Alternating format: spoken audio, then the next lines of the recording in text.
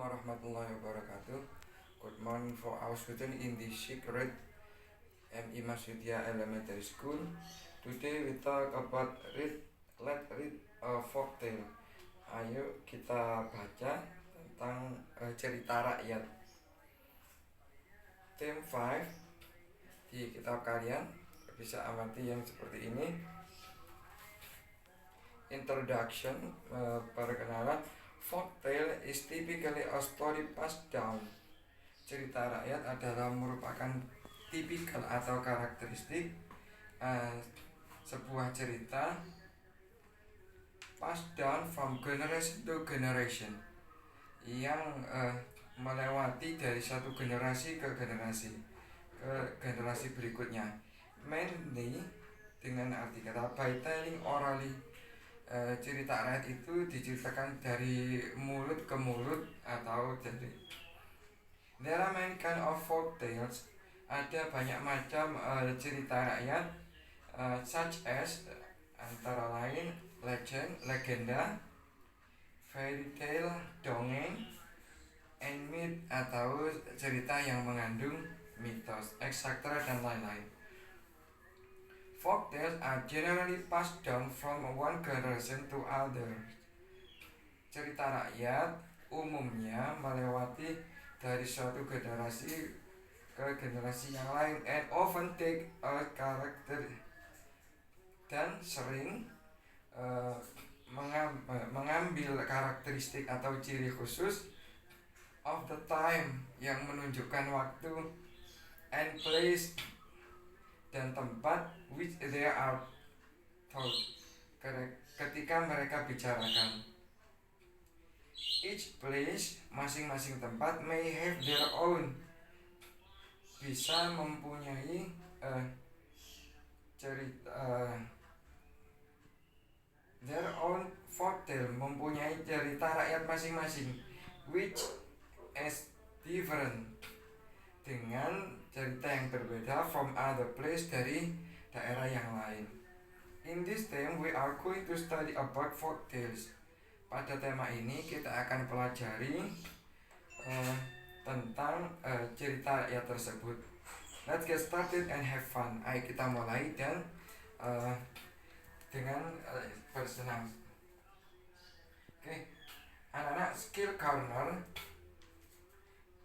di situ menunjukkan suatu cerita atau legenda biasanya menunjukkan pada waktu yang lalu, yang menunjukkan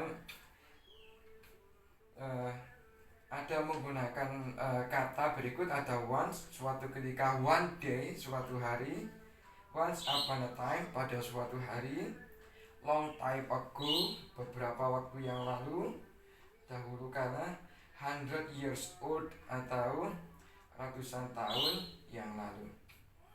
Untuk menceritakan kejadian atau peristiwa tersebut, kita gunakan kalimat dengan pola simple past atau yang kita pelajari yang lalu, menunjukkan bahwa kejadian itu sudah pada waktu yang lalu.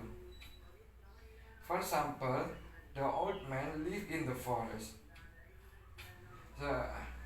Laki-laki tua itu telah hidup di hutan. Berikutnya, Roro Jonggrang was a very beautiful. Roro Jonggrang itu sangat cantik. Was Rahwana a good king? Apakah Rahwana adalah seorang raja yang baik? Oke, anak-anak, berikutnya ada, kalau simple past itu kita sudah, kalimat verbal itu kita sudah pelajari pada waktu yang lalu, menggunakan verb 2 untuk yang kalimat positif, dan untuk negatif dan interrogatif kembali ke verb 1, ke bentuk asal. Berikutnya kalimat nominal di situ menunjukkan juga pada waktu yang lalu, tetapi tidak ada verb atau kata kerjanya. Kalau positif, subjek, pola kalimatnya was atau were, noun kata benda, adjektif kata sifat atau adverb kata keterangan. Untuk negatif, subjek was atau were, not noun kata benda, adjektif kata sifat, adverb kata keterangan. Kalau menunjukkan interrogative sentences,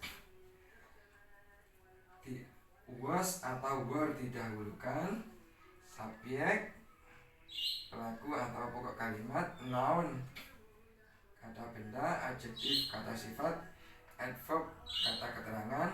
Jangan lupa juga menambahkan tanda tanya. Untuk penggunaan was digunakan untuk singular yang menunjukkan satu. I was, he was, she was. Kalau were untuk plural atau jamak atau orang banyak. You were, they were, we were. Okay, I think enough today. Wassalamualaikum warahmatullahi wabarakatuh.